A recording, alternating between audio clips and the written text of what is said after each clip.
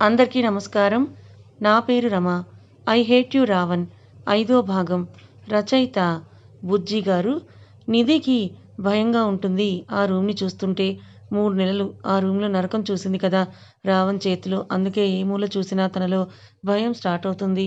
Fresh అయి వచ్చిన రావణ్‌కి నిధి bed మీద కనపడకపోయేసరికి భయంగా, కంగారుగా తనని పిలుస్తూ వస్తున్న తనని చూసి నిధి భయంగా "ప్లీజ్ రావణ్ నన్నొదిలేయ్" అని అంటూ భయపడుతూ ఏడుస్తూ ఉంటే అభికి కూడా కన్నీళ్లు వచ్చేస్తాయి. తన దగ్గరికి వెళ్లి నిధి అని తనని ముట్టుకుంటున్న అభినే భయంగా చూస్తుంది. నిధి భయం వెనుక కారణం తనతో ప్రవర్తించిన తీరే అని అర్థమై సారీయే అని తనని గుండెలకి హత్తుకుంటాడు. తానే తన ధైర్యం, ఇంకా తానే తన భయం. రావణ్‌లా బిహేవ్ చేసిన తనని చూస్తూ "ఎందుకు రావణ్ నువ్విలా చేశావు? ప్రేమించాను అన్నావు. నేను ప్రేమించకూడదు అని అనుకున్నా. నీ ప్రేమలో పడేలా చేసి ఏ తప్పు లేని నన్ను ఇలా బాధ పెట్టావు. నేను నీతో ఊహించుకున్న కలలు మొత్తం ఇలా నాశనం చేసేశావు కదా Ravan. Hate you. I hate you. నేను నిన్ను ఎప్పటికీ క్షమించను. నన్ను ముట్టుకోకు" అని తనని నెట్టేస్తుంది నిధి. రావణ్‌కి చాలా బాధగా ఉంటుంది. నిధిని గట్టిగా పట్టుకొని అలానే ఉండిపోతాడు. అలా ఇద్దరు ఎంతసేపు ఉన్నారో వాళ్ళకే తెలియదు. నిధి ఫేస్ చూస్తాడు. ఏడవడం వల్ల వచ్చిన కన్నీటి ధార గుర్తులు అలానే ఉన్నాయి. నిజం తెలుసుకోకుండా నిన్ను చాలా బాధ పెట్టానే. అదే వేరే వాళ్ళైతే చంపేవాడిని, కానీ నిన్ను ప్రేమించాను కదా! నిన్ను బాధ పెడుతూ నేను ఎంతగా బాధపడ్డానో అది నాకే తెలుసని అంటాడు. నువ్వు నన్ను ప్రేమించలేదు రావణ్ అని అంటుంది కోపంగా. నిధి అన్నదానికి ఏమీ సమాధానం చెప్పడు. నిధిని ఎత్తుకుని వాష్‌రూమ్‌లో దించి వెళ్ళి ఫ్రెష్ అయ్యిరా అని అంటాడు కోపంగా. డోర్ వేసుకుంటుంది. అలా డోర్ వేసుకున్న తనని చూసి నవ్వుతూ ఇంకో 10 నిమిషాల్లో ప్లీజ్ అని అనేలా చేస్తా అని వెయిట్ చేస్తూ ఉంటాడు. కోపంగా స్నానం చేసి టవల్ చుట్టుకొని అయ్యో అని అనుకుంటూ నేను నా డ్రెస్ తెచ్చుకోలేదు. ఇప్పుడు ఎలా అని అనుకుంటూ రావణ్ రూమ్‌లో ఉన్నాడా లేడా అని చూస్తుంది. తను డోర్ ఎప్పుడు సౌండ్ అవుతుందా అని చూస్తూ ఉన్న తనకి నిధి ఫేస్ మాత్రమే బయటపెట్టి నా డ్రెస్ తీసుకువెళ్ళలేదు అని అంటుంది. అయితే ఏంటి ఇప్పుడు నేనేం చెయ్యాలి అని అంటాడు రావణ్. కోపంగా రావణ్ వైపే చూస్తూ అలానే బయటకొచ్చి డ్రెస్సింగ్ రూమ్‌లోకి వెళ్తుంది. వెళ్తున్న తన వెనకే వెళ్ళి "ఏమైనా కావాలా పాపా" అని అంటాడు. "పాపనా? పాపెవరు?" అని అంటున్న తనని తన వైపు తిప్పుకొని తన రైట్ హ్యాండ్ నిధి పొట్ట మీద పెట్టి "పాప నువ్వేరా? ఏమైనా కావాలా?" అని అడుగుతాడు. నిధి రావణ్‌ని కోపంగా చూసి "నీ బేబీకి అప్పుడే వినిపించదులే కానీ ఎక్కువ చేయకండి. మీరు వెళ్ళండని" అంటుంది కాస్త కోపంగా. "వెళ్ళమంటావా బుజ్జి పాప" అని అంటాడు. "ఏంటి అంటే నువ్వే కదా బుజ్జిని బొజ్జలో ఉన్నది. పాప నువ్వు, పాప ఇద్దరూ కలిపి బుజ్జి పాప. ఇప్పటినుంచి అలానే పిలుస్తాను బుజ్జి పాప" అని అంటాడు. "చాలా ఎక్కువైందిలే కానీ ఆపి, నాకు ఆకలిగా ఉంది బాగా. కిందకి వెళ్లి ఏమైనా తీసుకొని రండి" అని ఆర్డర్ వేస్తుంది. ఆర్డర్ వేసిన తనని మురిపెంగా చూసుకొని "తమరి ఆజ్ఞ బుజ్జి పాప" అలానే తీసుకొస్తానని కిందకి వెళ్తాడు రావణ్. వెళ్తున్న తనని అలానే చూస్తూ "ఐ హేట్ యూ రావణ్" అని అనుకుని నైట్ డ్రెస్ వేసుకొని వచ్చి అద్దం ముందు చూసుకుంటూ తన పొట్టని అపురూపంగా చూసుకుంటూ పొట్టని తాకుతూ ఉంటుంది. కిందకి వెళ్ళిన రావణ్ వాళ్ళ అమ్మ దగ్గరికి వెళ్ళి "సారీ అమ్మ" అని అంటాడు. "ఎందుకు ఇప్పుడు చెప్తున్నావు సారీ? చేసింది మొత్తం చేసి సారీ అంటే సరిపోతుందా? అసలే శృతికి అలా అయిందని బాధగా ఉంటే నువ్వు నిధిని బాధ పెడుతున్నా ఏమీ చేయలేక మేము ఎంతగా బాధపడ్డామో తెలుసా? ఆ అమ్మాయిని ఏం చెయ్యకురా అని చెప్పా. ఆ పిల్ల మొహం చూసావా ఇప్పుడు ఎలా ఉందో? మొదట్లో తాను మన ఇంటికి వచ్చినప్పుడు నా కోడలైతే బావుండని అనుకున్నా. కానీ ఎలా అని అనుకోలేదు. నీలాంటి వాడికి భార్య రావడం గాని పోరా" అని అంటుంది. "హలో అభి బంగారం, కొంచెం ప్లేట్‌లో అన్నం పెట్టిస్తారా? మీ కోడలికి ఆకలవుతుందట. ఆర్డర్ వేసింది. తనకి బాగా ఆకలిగా ఉందని" అని అంటాడు. "అవునా మరి చెప్పవే" అని ఒక ప్లేట్‌లో అన్నీ పెట్టి "నేను వెళ్తాను. నువ్వు రాకు ఇక్కడే ఉండని అత్తయ్య. మీ మనవడు పైకి రాకుండా మీరే చూసుకోవాలని" అంటుంది వాళ్ళ నాన్నమ్మ. అభిని "ఇలా రా" అని తన పక్కన కూర్చోపెట్టుకొని "ఏమైందిరా ఇంత హడావిడిగా పెళ్లి చేసుకున్నావు? తనని అలా బాధపెట్టినా నిన్ను ఆ అమ్మాయి ఎప్పటికీ క్షమించదురా అభి" అని అంటుంటే "దాని ద్వేషం కూడా బానే ఉంటుంది బామ్మ. ఎందుకంటే నేను దాన్ని బాధపెట్టాను కదా! దానికి 100 రెట్లు బాధ నేను అనుభవించాలి కదా! దాని ప్రేమ, ద్వేషం రెండూ భరిస్తాను. అది నాకు కావాలి. నాతోనే ఉండాలని" అంటాడు. పైకి వెళ్ళిన అఖిల గారిని చూసి అద్దం ముందు ఉన్న తాను సైలెంట్‌గా పక్కకు వెళ్తుంది. వెళ్తున్న తన చెయ్యి పట్టుకొని "నిధి నేనేం చేశానురా? నాతో కూడా మాట్లాడవా నువ్వు? వాడు వాడి మీద ఒట్టు వేశాడురా. వాడిని కాదని మేము పైకి వస్తే నిన్ను తీసుకొని ఎక్కడికైనా వెళ్ళిపోతానని అన్నాడు. అందుకే మేము నీ దగ్గరికి రాలేకపోయాంరా. ఇక శృతి అని తనని తలుచుకొని ఏడుస్తూ తాను ఇలా చలనం లేకుండా ఉంటే నా మనసుకి ఎంత బాధగా ఉంటుందో ఆలోచించని బాధపడుతుంటే, ఏడవకండి ఆంటీ, తనకి బాగవుతుంది.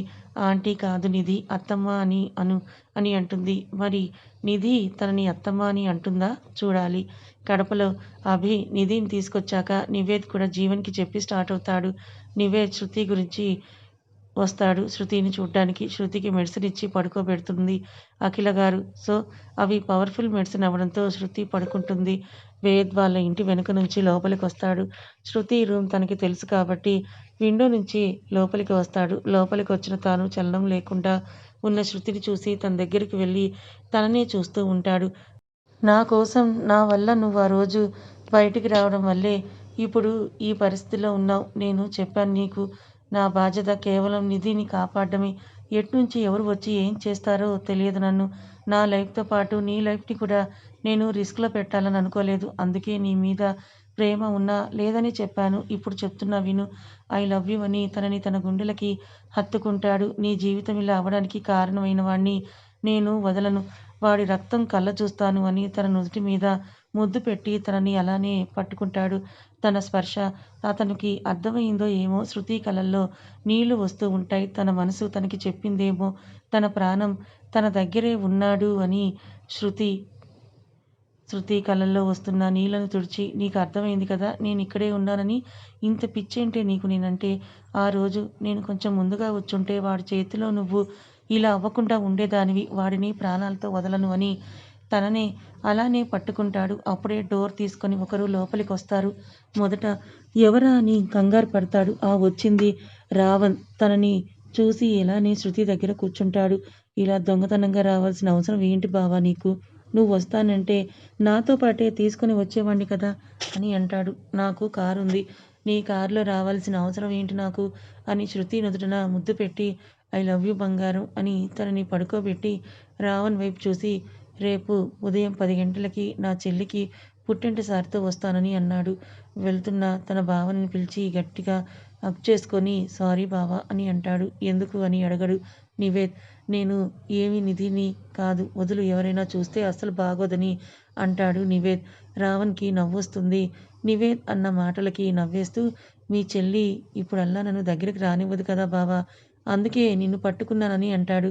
సిగ్గులేదా నీకు? నిన్నటి వరకు నన్ను ఎలా కొట్టావో మర్చిపోయావా? నేను తిరిగి కొట్టాలంటే ఒక్క సెకండ్ చాలదు కానీ అదిగో మీ చెల్లి, తన వల్లే నేను సైలెంట్‌గా ఉన్నా అని అంటాడు.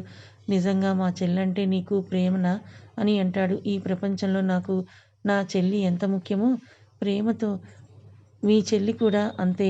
కానీ నా పరిస్థితి నా చెల్లిని కాపాడడం, తనని కాపాడే పరిస్థితిలో మీ చెల్లికి ఎవరైనా హాని చేస్తే ఎలా అని ఆగిపోయాను నేను.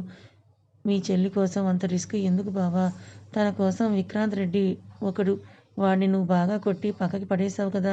ఇంకా ఉన్నారా? అని అంటాడు. విక్రాంత్ తనకి నా చెల్లిని పెళ్లి చేసుకొని ఊర్లో అందరి మీద ఆధిపత్యం చెలాయించాలని. అంతేకానీ కానీ ఏంటి? అంటే అది అంటూ ఉంటే చెప్పు అని అంటాడు రావణ్.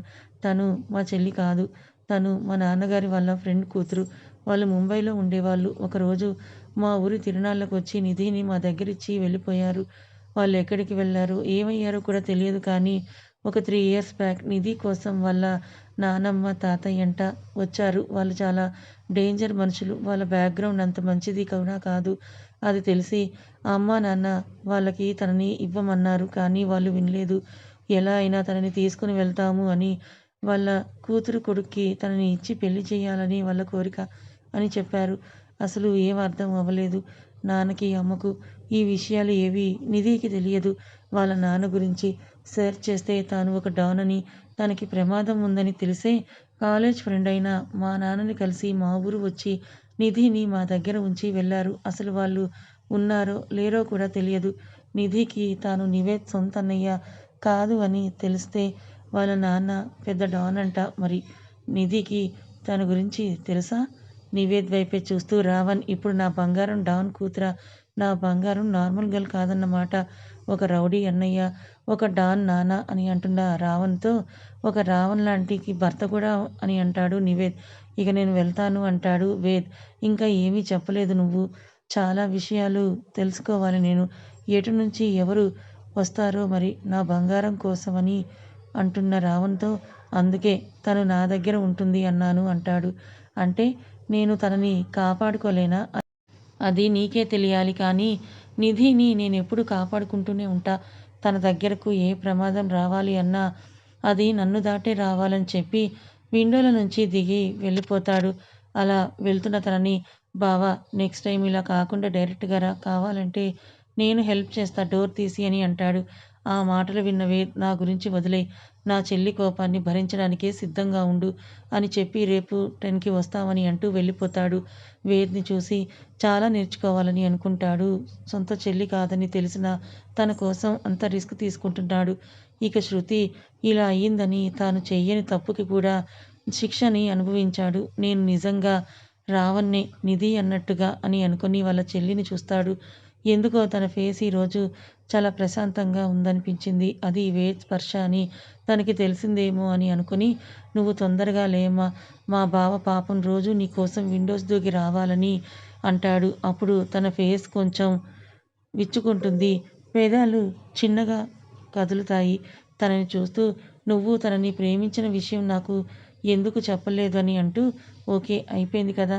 ఇక నేను చూసుకుంటాను. నిన్ను ఇలా చేసిన వాడిని నేను ఎలా వదులుతాను? ఇంట్లో నుంచి వెళ్ళిపోతే సరిపోయిందా? ఈ ప్రపంచంలో కూడా వాడి జాడ తెలియకుండా చేస్తా అని అంటూ గుడ్ నైట్ అని చెప్పి ఒకసారి తనని చూసి బయటకు వెళ్తాడు. నిధి రూమ్‌లో రావణ్ వాళ్ళ అమ్మగారు నిధితో ఆంటీ అని అనకు నిధి అత్తయ్య అని అను అని అంటారు.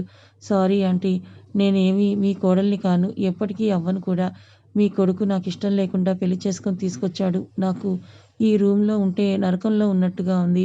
మీ కొడుకుని చూస్తుంటే నాకు భయం వేస్తుంది. ప్లీజ్ నేను మీ దగ్గరే పడుకుంటాను. నన్ను ఈ రూమ్‌లో నుంచి బయటికి తీసుకొని వెళ్ళండి అని అంటుంది.